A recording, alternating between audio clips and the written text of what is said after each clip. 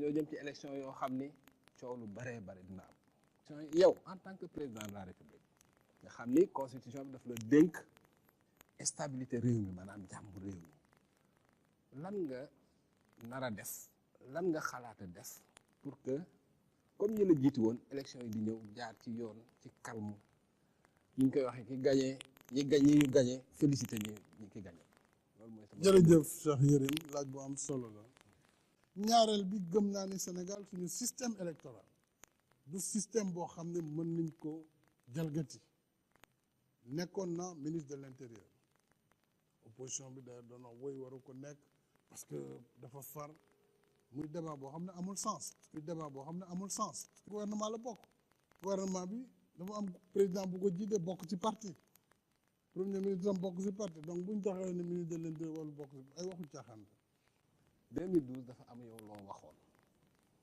maanaam bi coow li bare ci affaire Ousmane Ngom dama dégg nga ni Ousmane Ngom mënta doon membre parti démocratique sénégalais ah déedéet wax nga ko président génne ko bu ma ko ah bon jamais moi j'ai toujours défendu que ministre de l'intérieur waa léegi man j'ai été ministre de l'intérieur étant PDS waa mais yow toujours mais combattre ñuy wax politique warul nekk ministre de l'intérieur waa léegi dama la bëgg a laaj waaw xam nga 2012 bi wax ji bare Abdoulaye Wade dafa am lu mu def dafa jël élection yi na ko doññat ci Ousmane Ngom jox ko Cheikh Gueye mu organiser ko est-ce que pour bañ wax parce que yow li président wax nga ko nee nga élection Sénégal kenn mënu ko sàcc de toute façon que nga Aly Ngouille Ndiaye def ko wala keneen def ko moo yem donc est-ce que pour jàmm pour dalal doo jël élection yi nangu ko ci Aly Ngouille Ndiaye jox ko keneen koo xam ni doy na xelu ñëpp du ma ko def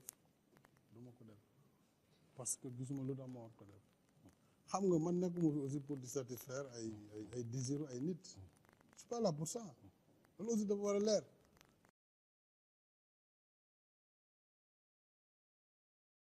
nous avions une revendication politique. Cette revendication qui a été d'abord celle de Benno Siggil Sénégal, ensuite endossée et prise en charge par le mouvement des forces vives, mouvement du 23 juin, pour récuser le ministre de l'Intérieur Ousmane Ngom. Pour récuser le ministre de l'Intérieur Ousmane Ngom. Pour récuser le ministre de l'Intérieur Ousmane Ngom. Récuser le ministre de la Justice Cheikh Tidiane Sy. Pour leur attitude par rapport au processus et par rapport au dialogue politique. Alors, qu'est-ce que fait le président de la République? Il surprend tout le monde, il dit « je vais retirer les élections à Ousmane Ngom ». En réalité, Ousmane Ngom reste le maître, en tout cas, du ministère de l'Intérieur. Il a la haute main sur les élections, puisque non seulement l'administration territoriale, qui est le bras armé de l'État, c'est elle qui organise matériellement le vote. Cette administration relève de l'autorité du ministre de l'Intérieur, Ousmane Ngom. La DAF elle-même, qui est la direction de l'automatisation du fichier, a été transférée, mais tout le monde sait que le directeur de l'automatisation, le commissaire Diallo, nommé par Ousmane Ngom, qui a la haute main sur cette direction, même si on dit que cette direction va chez M. Cheikh Gueye, tout le monde sait que M. Gueye n'aura absolument pas les coups de franche pour pouvoir mettre un homme qu'il faut à la place qu'il faut. Par rapport à cette direction centrale qui gère le fichier électoral et en même temps le fichier national des cartes d'identité nationale. Je pense qu'il aurait été plus simple si le président voulait effectivement aller dans le sens de la revendication qu'il changeât le ministre de l'Intérieur, Ousmane Ngom.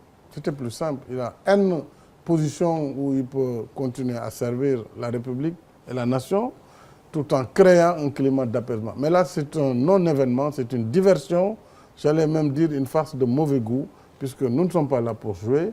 Nous voulons aller vers des élections apaisées et aujourd'hui, le président nous sert en fait voilà, une farce. Donc, il n'y a absolument rien par rapport à la revendication qui a été faite et nous continuons à poursuivre. En plus, le ministre chargé des élections, il est encore dans les locaux du ministre de l'Intérieur. Ce dernier est ministre d'État quand lui, il vient d'être fraîchement nommé ministre, lui qui était sous sa tutelle. Comment voulez-vous, dans ce contexte psychologique et politique, que M. Cheikh Gueye ait les coups de franche pour gérer des élections? L'histoire dafay raconter waat ku ne rôle ba nga joué woon te it mar bu mu tax kenn naan petit nan lañ histoire dafay raconter waat ku ne rôle ba nga joué woon te it mar bu mu tax kenn naan potit nan